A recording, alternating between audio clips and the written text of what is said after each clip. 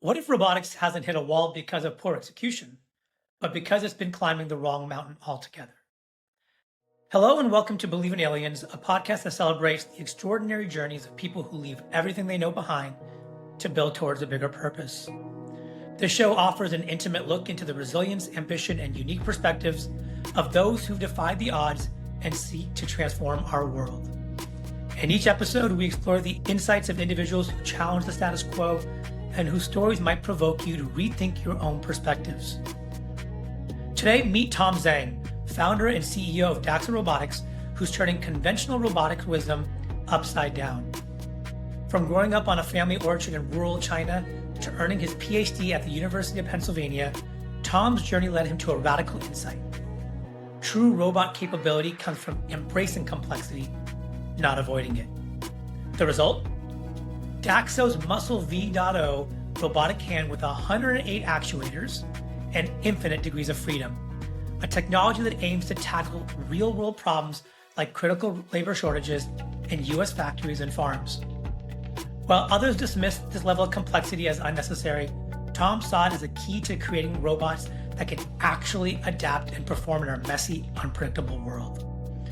As an immigrant entrepreneur, Tom brings a kind of contrarian thinking that perfectly embodies our Believe in Alien spirit, challenging fundamental assumptions and proving that sometimes the most dismissed ideas become tomorrow's breakthrough.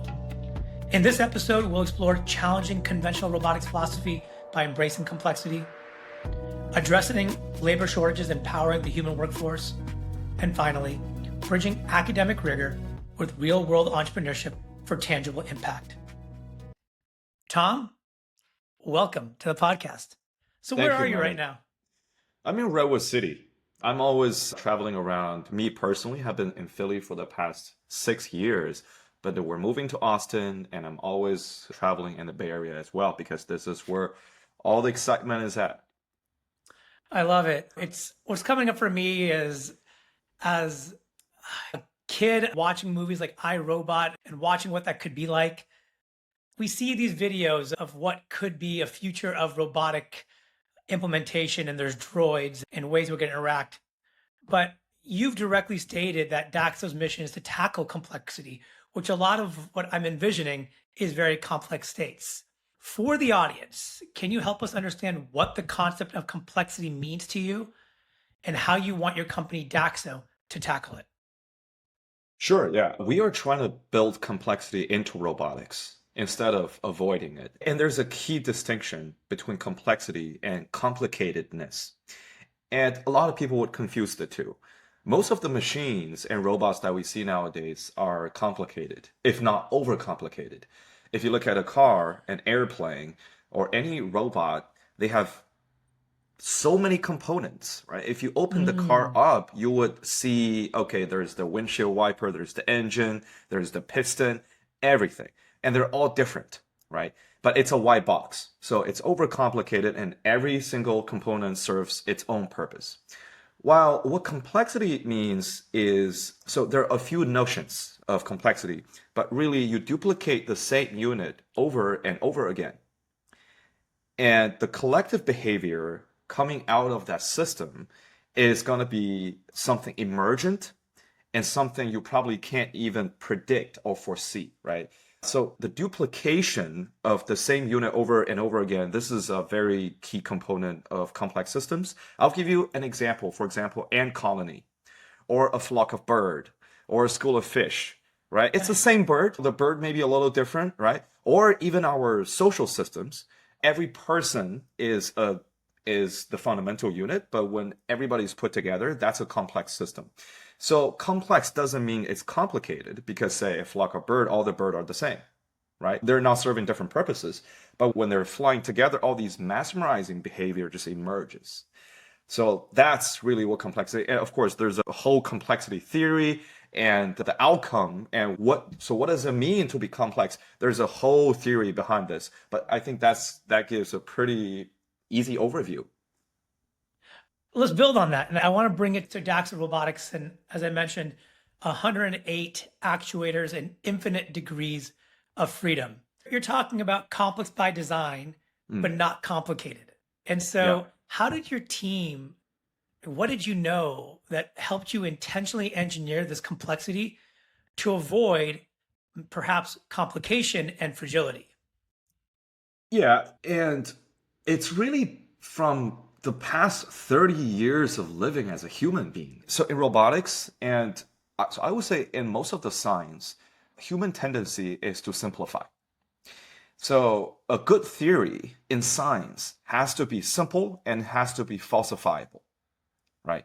Hmm. And that simplicity of the theory, it's cool because now we can understand it and we can interpret it. But when it comes to construction or engineering something, if we still go for oversimplification or simply simplification, a natural outcome is maybe it's just not enough. So when we're building a robot to do, say, a dexterous task, then we want to use as fewer motors as possible because that's what people are very worried about. I don't want to overcomplicate things. But eventually what happens is, okay, so now it can't get the job done. So this is a very contrarian notion, but this notion has been embraced a lot in social science, as well as maybe in history, right? So there's a book, it's called The Landscape of History. I really like that book. It talks Okay. about an ecological view of things. It talks about in history where you look backwards and you look at it and things evolve, but you don't try to oversimplify. And that book is actually criticizing social science where a lot of people try to oversimplify social phenomena into theories. And in fact, in social science, even right now, people are starting to embrace this ecological view where they just accept the fact that everything is complex.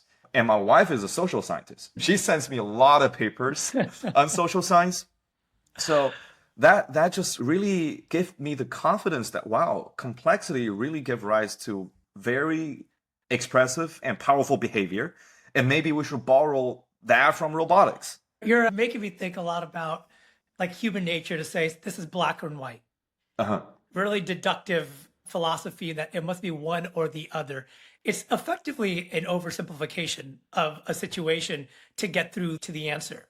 That's right. It sounds like the approach that you've taken, perhaps informed by history and your wife, is to embrace that there is a gray, but Yeah. we have to understand how we can build in that gray. So, how did you understand how to build something in robotics that could embrace all the context that was required for an application to be successful? It's a lot of thinking. Okay. Since 3 years ago, I've been thinking about just one question for myself. How do I build a robot that I can't understand? Okay. That you It's cannot understand or can. that I cannot understand. Okay. So the reason I was asking this question is if you're working with someone, for example, man, and now we're communicating, but do I really understand how you work, how your brain works? Not really. When I go on, I don't. So there you go. right? Yeah. Like even we don't understand ourselves. And when we go on like a Uber and quoting from a very famous researcher from MIT, you don't really know how the Uber driver's brain work, but you choose to trust him to bring you from point A to point B, right? And yet, human being or a lot of biological systems are some of the most expressive and most generalizable system ever. So that was the question I asked myself. And whenever I go to parties or meet friends, I just pull out a piece of white paper. I try to draw on that piece of paper to Wait, almost hold like, on. yeah, You're going to parties and take out you have a piece of white paper in your pocket? What are you doing here? and there's napkins, there's papers. You always have some Okay. sort of like a writing surface. And also, by the way, when I was so obsessed with these things, it's just like my friends get curious too. And they're asking just, what are you thinking about it? What do you mean by the robot that you cannot understand? And then sometimes I just do some illustration on these pieces of papers and to show them. But I couldn't because I didn't know what that really meant. Um, so what I drew was usually just a blob of interconnected lines, and I said, "This is a robot. See, I can't understand this." But what is the embodiment? And that really came to light during the past maybe the last year or the last 2 years of my PhD. So I was studying soft robotics. And I thought to myself, wow, soft robotics is so easy to build, but then I can increase the complexity by just duplicating the number of motors. Just I want to make Yeah. sure we understand soft robotics. Yeah. What is that? And what's hard is the opposite hard robotics? Yeah, it's a opposite of rigid robotics. Okay. You see, it's an oversimplification. Rigid versus soft, it's a spectrum, right? I mean, Okay. people always like to say rigid or soft, but if you think about it, our bones, you think it's a rigid, but really it can flex a little bit. Any rigid stuff that we have, say it's steel, it can bend a little bit. But really, when people are talking about soft, mathematically, they're saying, oh, it's so hard to model with rigid kinematics or rigid dynamics. And I'll just say for the audience, there's a reason why most roadways use a composite of sand, right? It could be asphalt or concrete because it gives flex. It allows for hot and cold to not crack. And so this is, I think, in the nature of rigid and soft, we have to reorient our mind that we are constantly moving on things that we thought are rigid and Yeah. hard, but actually are a little bit supple and can move. So I just wanted to throw that out there as an everyday example of what you're talking about. Yeah, exactly. If you have a glass bottle, actually, if you put a straw there and you put some water in there, if you squeeze, you can see the water level change. You think a glass bottle is fully rigid, but it can flex. Yeah, so it's really a spectrum. And a more rigorous way to look at this, if you think about this mathematically, a rigid robotics, you can model with rigid dynamics or rigid kinematics, which is usually in the form of ordinary differential equation. And so this is very academic, but I try to say what ordinary differential equation really means. Make me go back to my material science degree. Let's not go there. Yeah, but essentially what they're assuming that space is just like discrete. Okay? Time is infinitely divisible, but space is discrete. You only look at a few states. But then for soft robotics, it's both infinitely divisible in time and in space.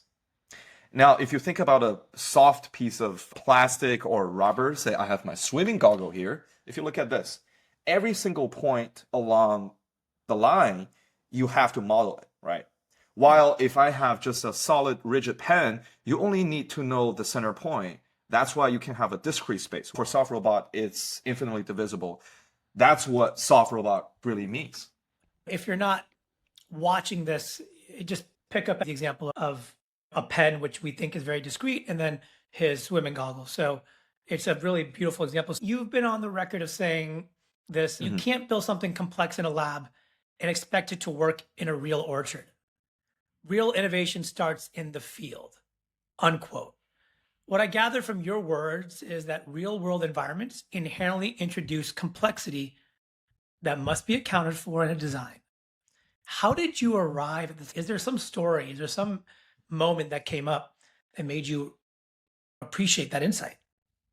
Yeah, I would actually go back to the question where you asked about what made me think about complexity, and I think it's really related to this question. The place where I grew up, there was a lot of superstition. Yeah, it's some crazy superstition. I'll tell you this story.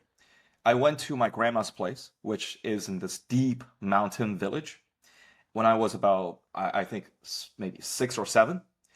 And then they got a new head of village, and they just hired some sorcerer to do some blessing for the new head of village.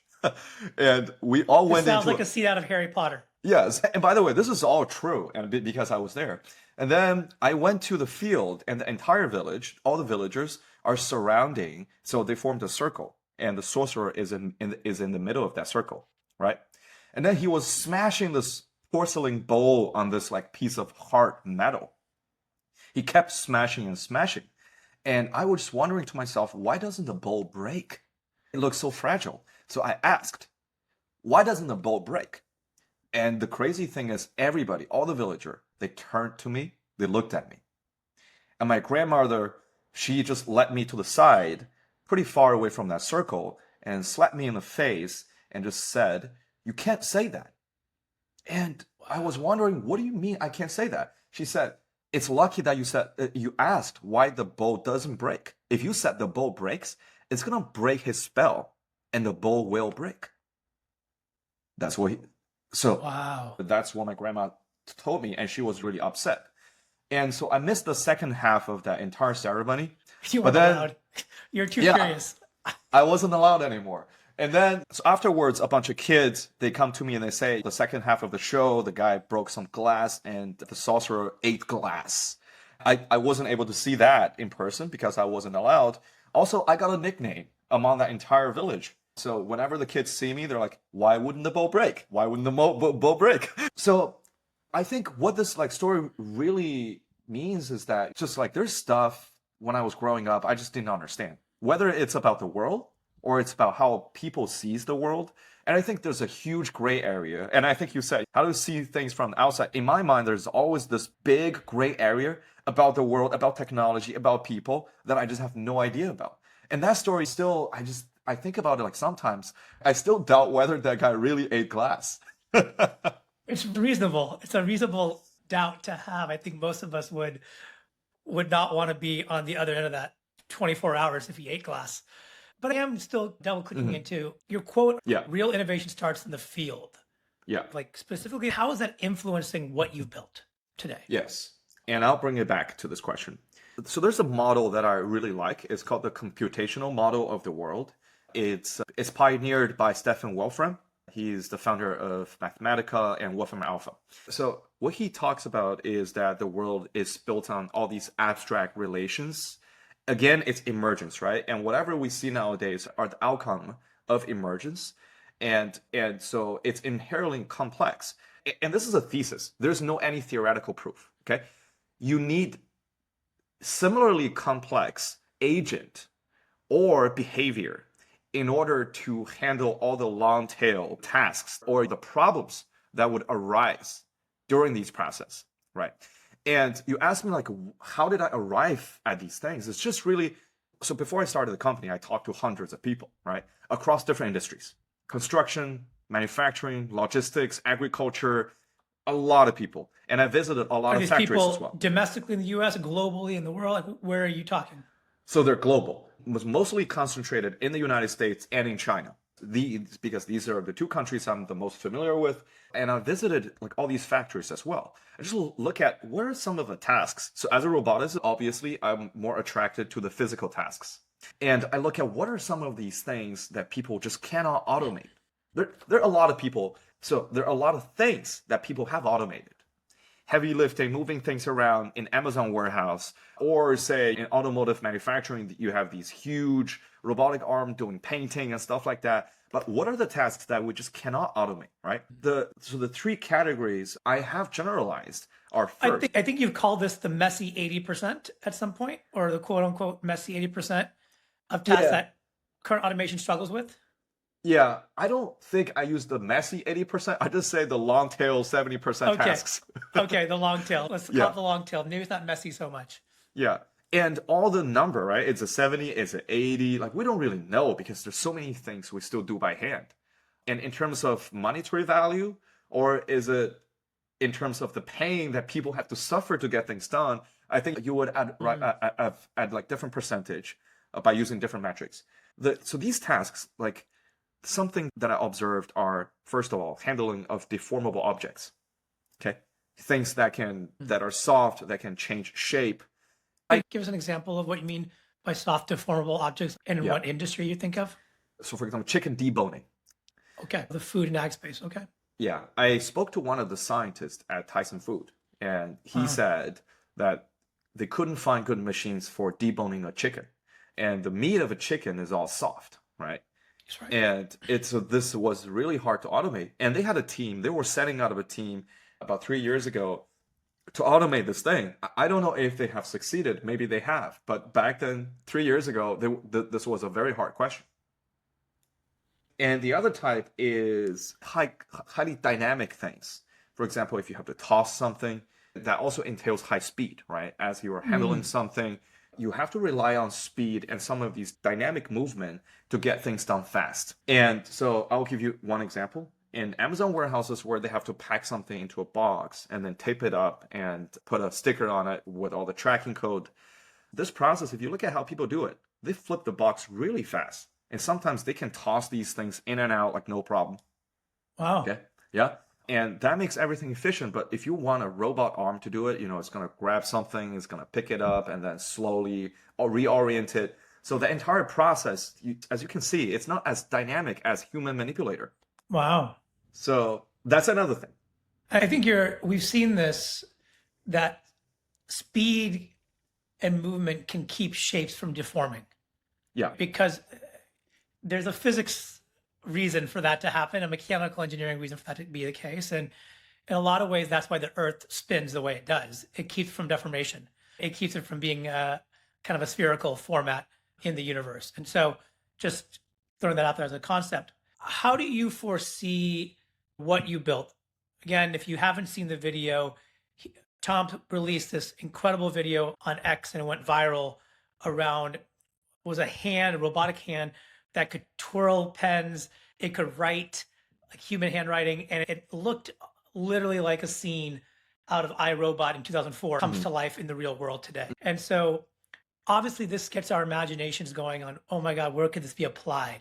Where do you foresee this technology being the most uniquely positioned to disrupt? I'm not sure where to start first. That's something we're searching very actively right now. But we're pretty confident that our approach, our philosophy, maybe not the exact embodiment, will solve everything I described. All of the long tail automation tasks, right?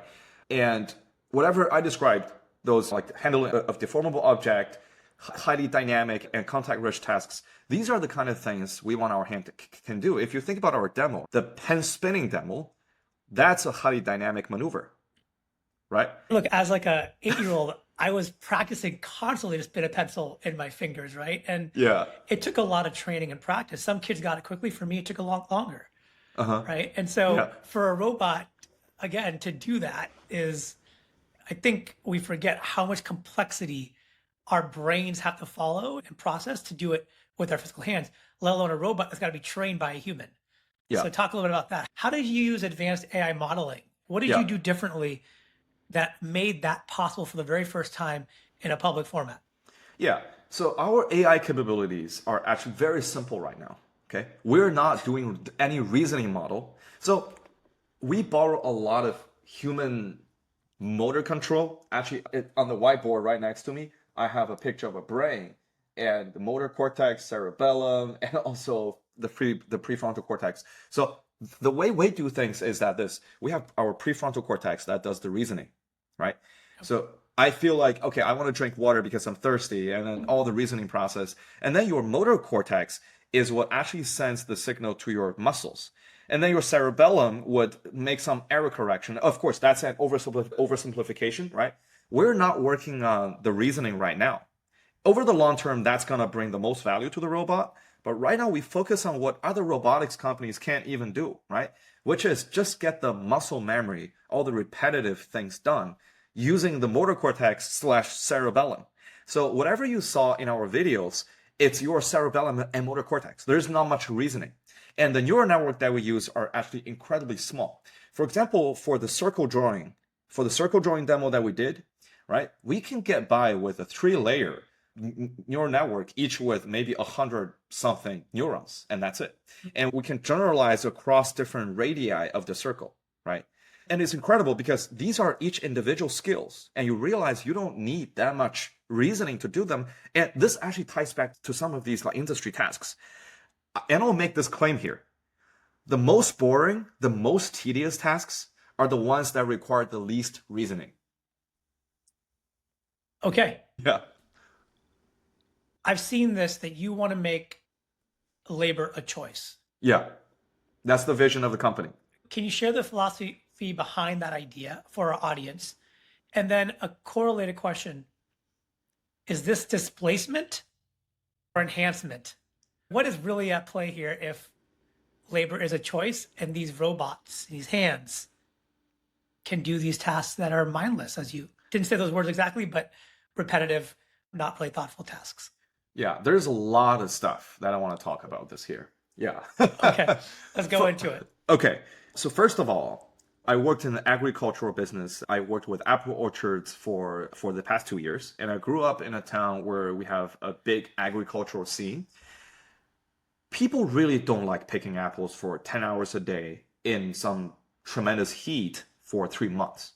Okay, it's just very tough work. If you go to an orchard, for recreational purpose, you pick it for, say, 1 or 2 hours, you feel happy, your family feels very happy. But the thing is, that's different from picking for 10 hours a day. Okay, there are work that people just don't even want to get done. So like they don't want to do those work themselves. Like in the US, I don't know if people are aware, almost all the apple pickers are from either Mexico, the majority of them are from Mexico, or from Jamaica. because they just cannot find any domestic apple pickers. It's so difficult. And also, I went to all these factories, say an injection molding machine. So they're like young man sitting right outside the injection molding machine in 80-degree heat, and just trimming all the parts coming out of it. There's no AC, and there's a huge fan blowing with huge noise doing that. And so there's the aspect of, do we want to work on these repetitive, like mindless tasks? First of all, I don't want to answer for people. Maybe some people do. That's why I want to make it a choice. But the other thing is this, right? There is a notion of additive robot, which replaces people completely, and a multiplicative robot that actually adds value to someone. Okay. Let's expand on that. Yeah. So there's a book called Dynamism. I highly recommend. It can get a little academic on the financial modeling side, on the macroeconomic side, but the last two chapters talks about the economic impact of these two different types of robot. An additive robot is something that will replace people completely, and the outcome is horrible, right? The wage of all these workers will perpetually get to a very low state. But for multiplicative robot, this is the interesting part. If something actually works with a person to get things done faster, that over the long term, the wage of these workers actually go up. Because what happens is now each person can shoulder more responsibility. Okay? Because now working with a robot, you can get more job done. So actually you make more money over the long term. So when people think about robotics replacing jobs, or say having a robot working alongside you, the economic outcome is really hard to tell. And by the way, I also visited factories where there are these like big robotic arms doing heavy lifting of boxes and people working alongside. What people say is that, wow, they can get more work done and they don't have to do all the heavy stuff. But of course, there's also downside. See, like everything has two sides. There's a paper talking about just, okay, people suffer less from physical injuries, but they start to get a little more mental stress because they have to keep up with these big robotic arms. But I think what I want to talk about is this. When there's new technology, when the impact is really in the social context, you really cannot predict what's going to happen. And I think what's very important is to be truth-seeking. For example, when you roll out something, you understand the social impact from very controlled experiment to see what's going on. Is it going to be additive? Is it going to be multiplicative? Is it going to make people really mentally stressed? Or is it actually going to make everybody happy? We don't know because it's social and it's a complex system. So you can't know. Yeah.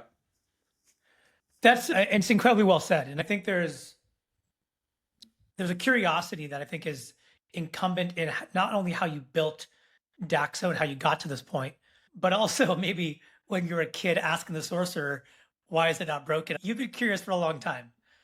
And so that's right. I do want to just really double click onto this, and that curiosity being maybe something that drives you is, how do you think about building trust with existing workforces, new workforces, to be not additive, but multiplicative, right? Yeah. Like, how do you build that trust and encourage people to be a partner with you and not look at you as somebody that's coming for our jobs and we're not going to have social welfare anymore? Yeah. That's another very complicated question. It really depends on the market and say the first use case we'll be going into. For example, from the Apple industry, if you look at how people pick apples, there are many stakeholders, right? There are the managers, there's the regional managers, the area managers, there are the apple pickers, there are the owners of the businesses. And when you're working with them, first of all, it's very difficult to really take everybody's interest into account in the very beginning. Sure. It's so easy to miss someone's incentive or interest, right?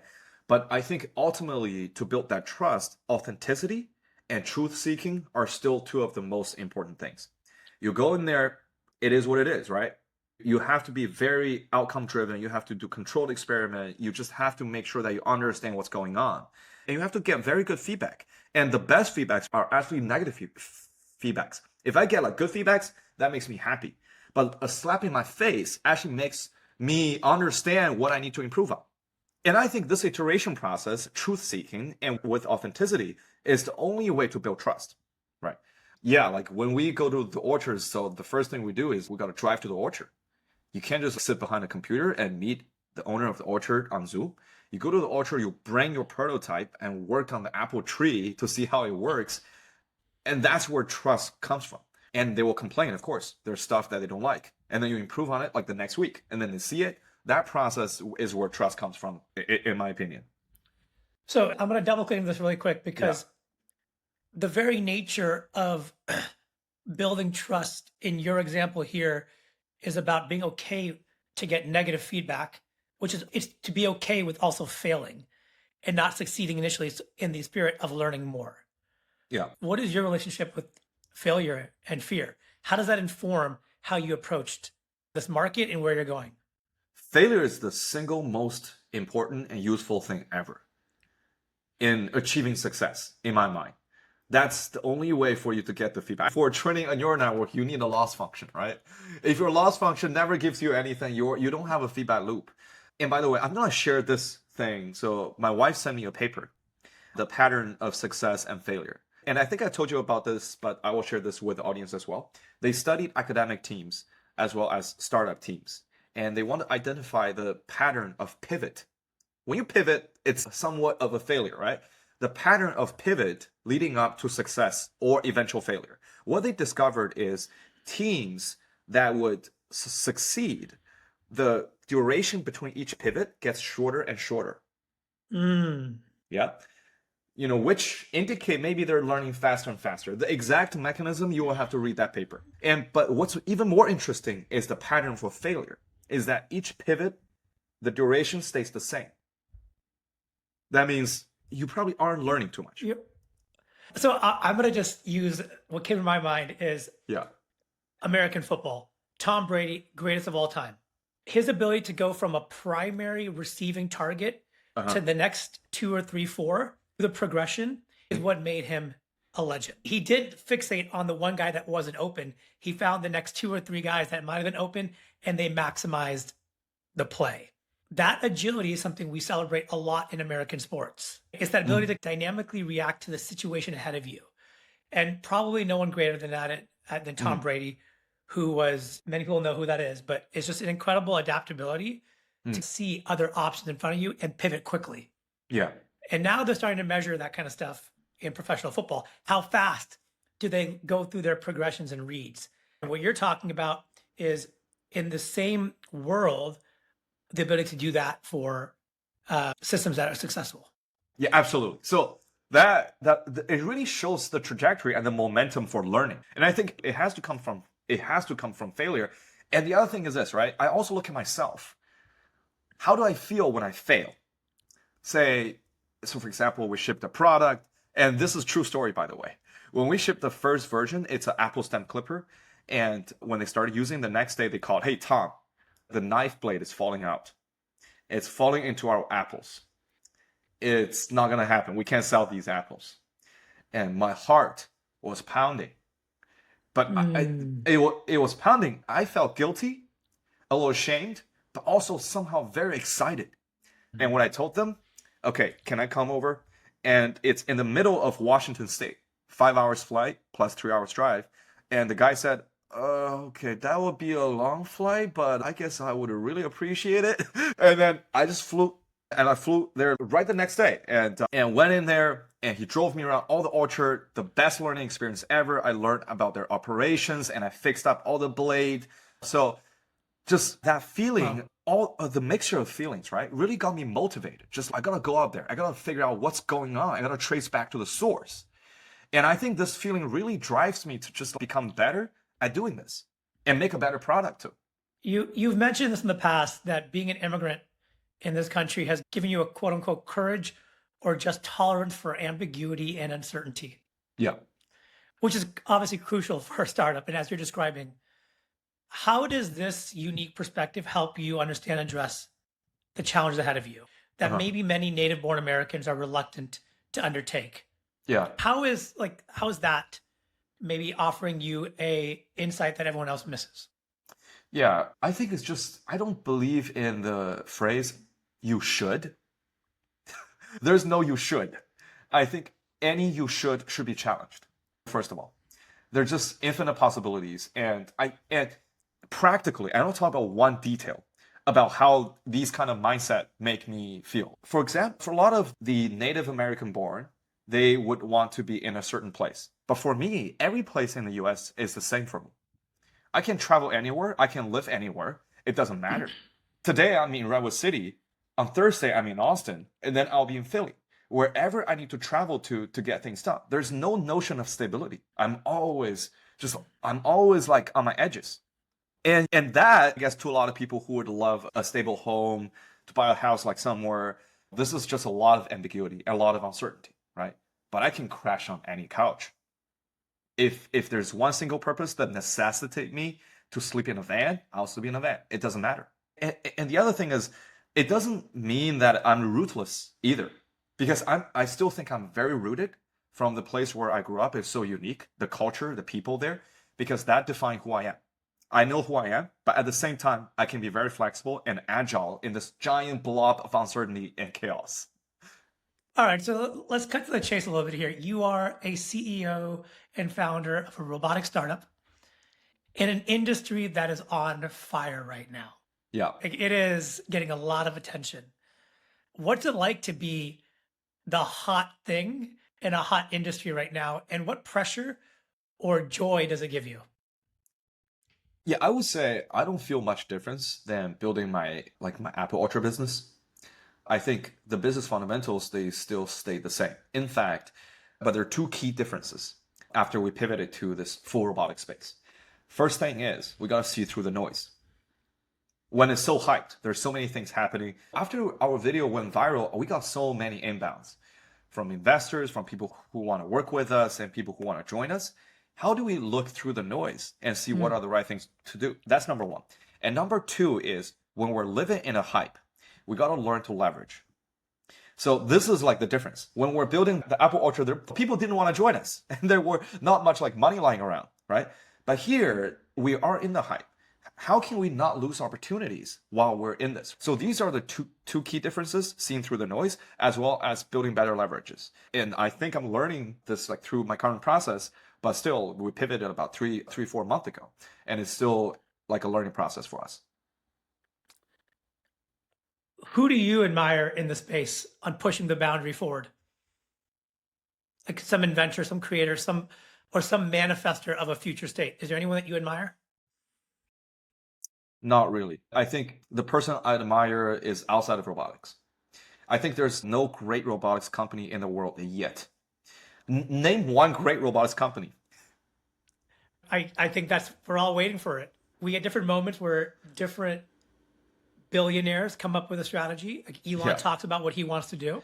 Yeah. Certainly, Elon's one of the greatest minds we've seen in the generation in terms of pushing the boundary of making complex things simple. Yeah. That's what Tesla did in a lot of ways for cars. It simplified a lot of mechanics in manufacturing. But yeah, I don't know if there's anyone. And so I'm curious what you think. Yeah, I think about these questions very often, right? I would say, okay, if we don't count robot taxi or autonomous driving as robots, so let's not think about that. The only companies I can probably think of are first DJI. DJI is a consumer robotics company that I think is tremendously successful, right? But they're very limited in their drone industry. And I worked at iRobot back in 2017. Back in college from 2014 to 2018, whenever I search on Google, the greatest robotics company, iRobot, would show up as the number one. Interesting. And I got a job there. So I was so excited, so happy. But then they went like a downhill because of the competition. And the acquisition deal with Amazon, that didn't happen. So they're in a pretty tough spot right now. So what do you think then? What do you think makes a great robotics company? Yeah. This is my homework, right? This is my homework for the next decade because we have to. So my goal is to build the greatest robotics company ever, like Apple, like Meta, like all these great companies. But the question is how and what would the form be, right? I have a few vague ideas. I think it's approximately right, but we have to figure things out along the way. I think robotics has to leverage the complexity and become a platform of capabilities and skills. physical capabilities and skills. It cannot just be a component company. Component company become commoditized pretty easily. And we cannot be a sophisticated integrator.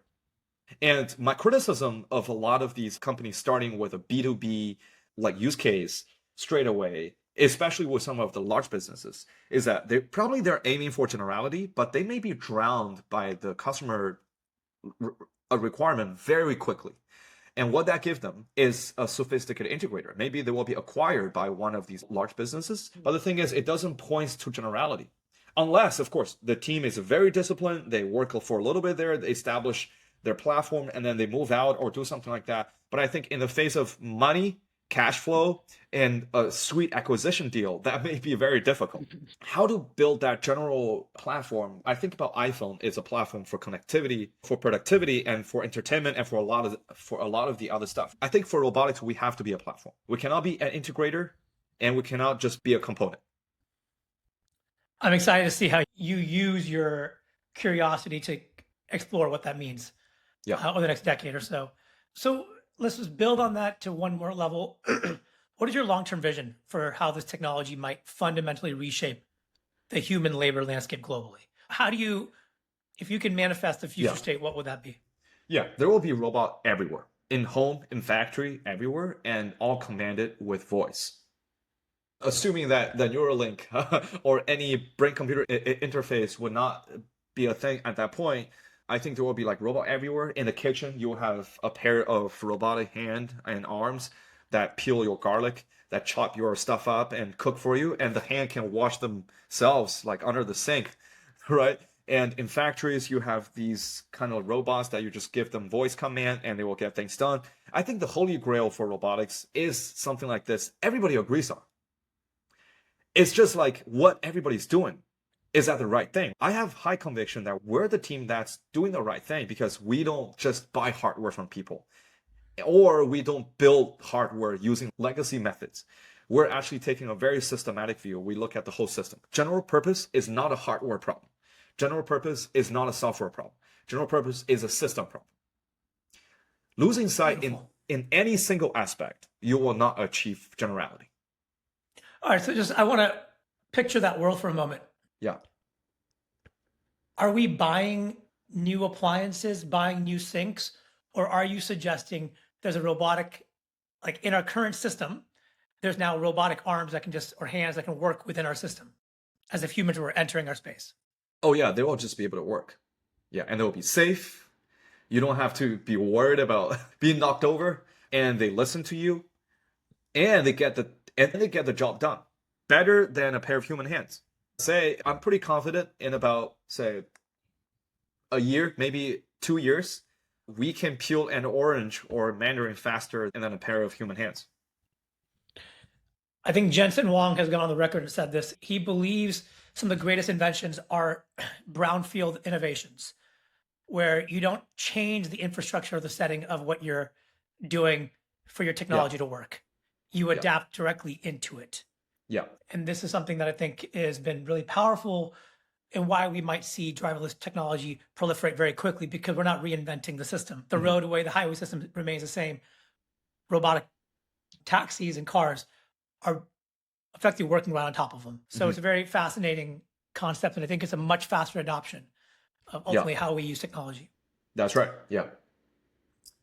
All right, so I'm going to pivot a little bit in the spirit of pivoting.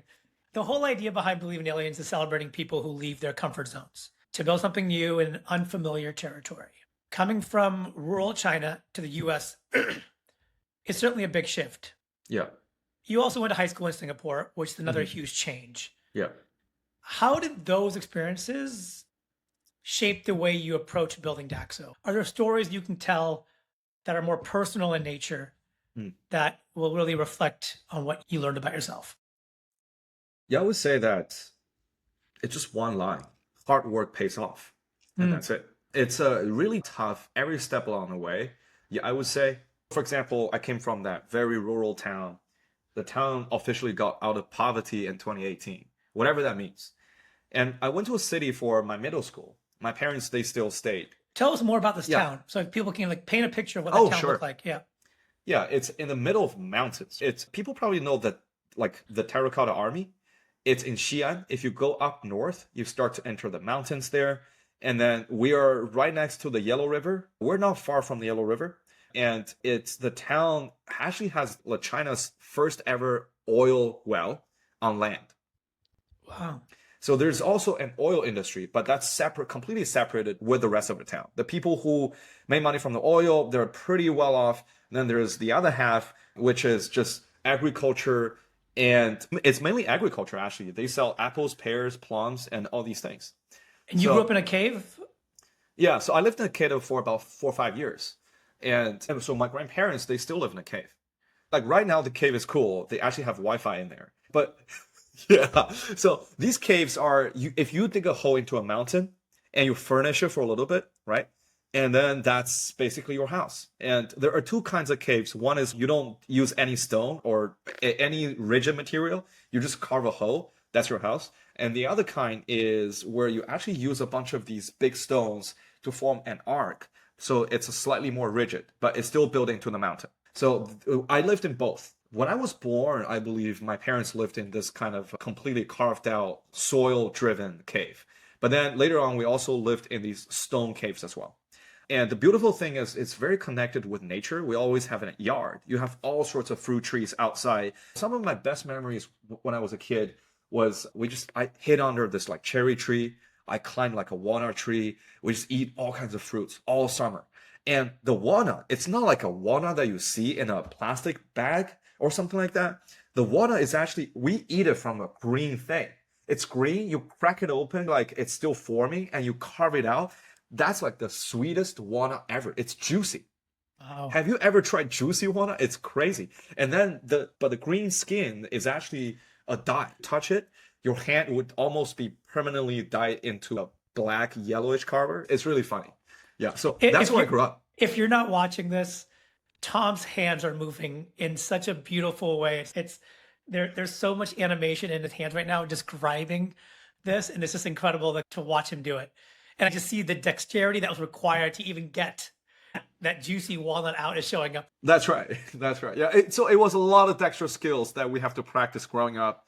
Even so, like apricot. A surprising thing is I ate so much apricot when I was growing up, just from the tree. And almond is from apricot. But a lot of my friends, they don't know. Almonds are from apricots. Okay. Yeah. Yeah. I didn't know that. That's new knowledge for me. Yeah. Maybe it's a different variety here, but like whatever we did back then was like, we pick apricot, we eat it, we crack it open, and then we eat the almond. You cannot eat too many of them because otherwise it's poisonous. So my dad almost died from like almond poisoning when he was a kid, just like eating fresh almond out of apricot. Yeah. Wow. So that's the place I grew up from. It's a lot of nature. It's very rural. I would say that like, the standard of living is not even comparable to whatever people have nowadays, but it also has its positive side. I want to bridge that to ultimately how you went to Singapore. As a kid, did you know what you were missing, that you needed more? Or was it really the curiosity that your parents saw when you're questioning the sorcerer, that you're like, this kid's got to go somewhere else? Like, how did this all happen? So my parents, so funny, they didn't know what Singapore entails. Okay. So my entire family we just after interesting things. And for me, I always feel like people had too much conviction in things.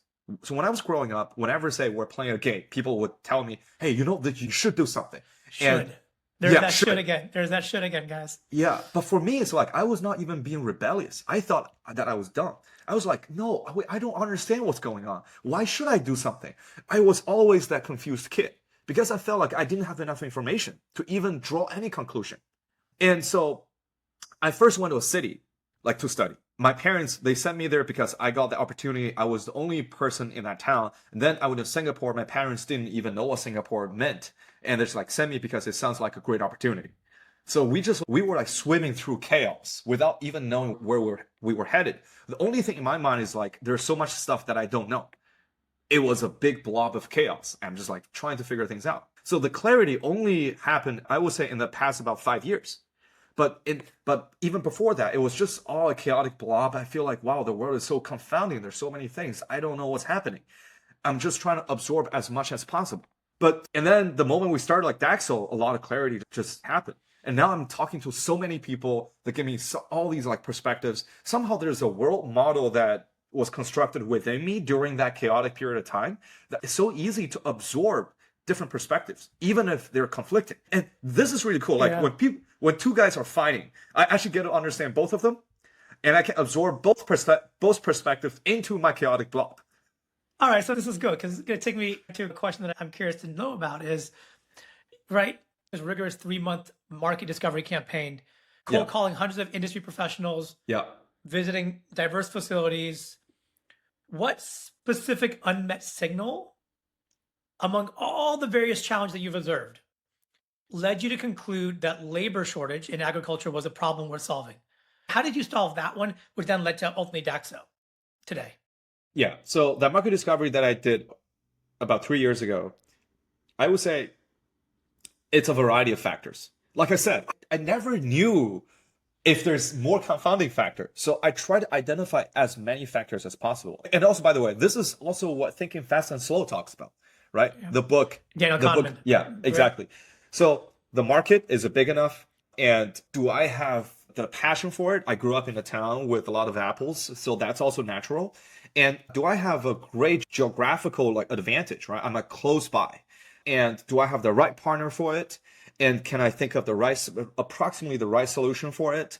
How is the competitive landscape? I look at the competitors back then, they were all pretty mid. And by the way, a lot of them died or shut down like halfway through. So a variety of factors I consider among like my research is almost like a house of quality situation. And I was like, okay, this is it. Right. But then what I learned after 2 years of business, that some of the challenges I did not see in agriculture, I had to dive deep into the industry to understand. The market was big enough, but the Hmm. seasonality and the speed of iteration is a huge problem. Even if the market is so big, but the thing is, if you drag it out, if you have to iterate your product for 2, 3 years in order for it to mature, you drag it out and dilute it. The market maybe it doesn't feel that big anymore. Yeah. So I'm learning about these commercial aspect and about market is okay. It's not just one number. It's not about just the size of the market. It's also about the nature of the market. So that's the learning experience that I have while I was doing DAXO part time. There's so much there. And I want to actually take it to this point where I really ask you if there's one message that you would give to aspiring immigrant entrepreneurs, specifically in the deep tech space, Yeah. what would it be? What would you tell them? So I have two. First, don't start a company. Okay. Don't start a company. The reason I'm saying this is so a lot of people they start a company because they play startups, but they don't understand what it entails. And you have to tell them 3 times, don't start a company, don't start a company, don't start a company. If they still did, then we talk. I think there will be a lot of so that's self-selection. And you really Hmm. need that conviction even after so many people tell you no, and then you still start it because that's what happened to me. There's so many people told me no, it's not going to work, it's not going to work. I still did. And then a lot of my friends actually started a company at the same time when I did. They all stopped. Right. So I would say I will actually ask anyone to think twice. My next one. Now, if you have started, just one line. And borrowing this from a great friend of mine, intensity is the price of excellence. You got to be super, super intense. Your passion, your energy, it all have to be there. If you don't have the intensity, it's going to be very difficult to even, and especially if you don't have high signal. Of course, you have high signal, say if you would start from a very elite college working with someone who has a big name with a high signal, it's great. I didn't have most of that. So it was really the intensity that mattered. I just talked to hundreds of people, right? I just drive to orchards, drive to all of them, and I just invent, right? So that's intensity that requires for you to break the circle if you really want to make a name for your company. So that's my two advice. First, don't start. And second, be intense. This has been an incredible conversation. I'm really grateful that you've shared so many, what I'd call just like takeaway insights and everything from your advice of not starting a company to if you're going to do it, bring intensity for excellence. You mentioned a number of books along the way, The Landscape of History, Yeah. Thinking Fast and Slow, Yeah. Dynamism, and then even a Yeah. paper on the pattern of success and failure, which alluded to this idea of how fast do you pivot is a key indicator to ultimate success. That's right. And so just really grateful as you're going after an industry that has historically been more romanticized as to what it can do. You're trying to make it a reality today. That's And right. so as a friend, as a follower, as an investor, I'm incredibly excited to see where this goes. And I think most importantly, the goodness in who you are and the curiosity you bring, I think is something that we're really lucky to have in what it embodies to be someone who believes in aliens. Tom made a choice to leave his hometown along the way, and now he's able to go anywhere, as he said, from Silicon Valley to Austin to Philly. It doesn't really matter. And I think this again is the point of Believe in Aliens. And finally, I think the potential for disruption to empower the human workforce, I think, is really informed by Tom's personal journey. So, Tom, thank you so much for joining us on this podcast. We're here to celebrate the unconventional thinking of someone whose outsider perspective can drive us forward. To all of our listeners, thank you for listening. If you enjoyed this pod, please take a moment to share it with a friend. You can find us on YouTube, Apple, Spotify, and everywhere else podcasts can be found. The show is produced by Anand Shah. I'm your host, Manan Mehta, and this has been an effing funny production. Do you believe in aliens? Absolutely. I do. Thank you, Tom. Thank you.